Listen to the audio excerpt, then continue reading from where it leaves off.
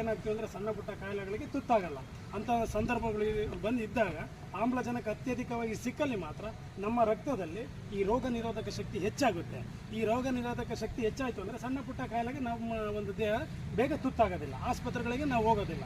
ಈ ಒಂದು ಹಿತದೃಷ್ಟಿಯಿಂದ ಇಟ್ಕೊಂಡು ನಮ್ಮ ಸ್ವಾರ್ಥತೆಯಿಂದ ಅಂದರೆ ನಾವೆಲ್ಲರೂ ಸಮೇತ ಭಾಳ ಕಾಲ ಬದುಕಬೇಕು, ನಾವೆಲ್ಲರೂ ಸಮೇತ ಆರೋಗ್ಯವಿರಬೇಕು ಅನ್ನೋ ಒಂದು ಸ್ವಾರ್ಥ ಭಾವನೆಯನ್ನಾದರೂ ಇಟ್ಕೊಂಡು ಪ್ರತಿಯೊಬ್ಬರು ಅವರ ಮನೆ ಮುಂದೆ ಹಾಗೂ ಅವರು ಕೆಲಸ ಕಾರ್ಯಗಳು ಮಾಡುವಂಥ ಕಚೇರಿಗಳ ಮುಂದೆ ಅವರು ಪ್ರಾರ್ಥನಾ ಸ್ಥಳಗಳು, ಈ ದೇವಸ್ಥಾನಗಳಾಗಿರೋದು, ಚರ್ಚ್ಗಳಾಗಿರ್ಬೋದು, ಮಸೂದಿಗಳೇನಾಗಿರ್ಬೋದು, ಇವುಗಳೆಲ್ಲ ಸುತ್ತಮುತ್ತ ಹಚ್ಚ ಹಸಿರಿಂದ ನಾವೆಲ್ಲರೂ ಸಮೇತ ಸೇರಿ ಅವನ್ನ ಹಿಡಿದಿಟ್ಕೊಳ್ಬೇಕು ಅಂತ ಕೇಳ್ಕೊತ ಈ ಒಂದು 8ನೇ ವರ್ಷದ ನಮ್ಮ ಟಾರ್ಗೆಟ್ ತಂಡದ ಕಾರ್ಯಕ್ರಮ ಇಲ್ಲಿಗೆ ನಿಲ್ಲೋದಿಲ್ಲ.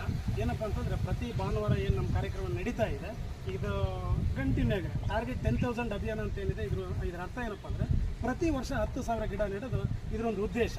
ಈ 8 ವರ್ಷದಲ್ಲಿ ನಾವು ಇಲ್ಲಿವರೆಗೂ 30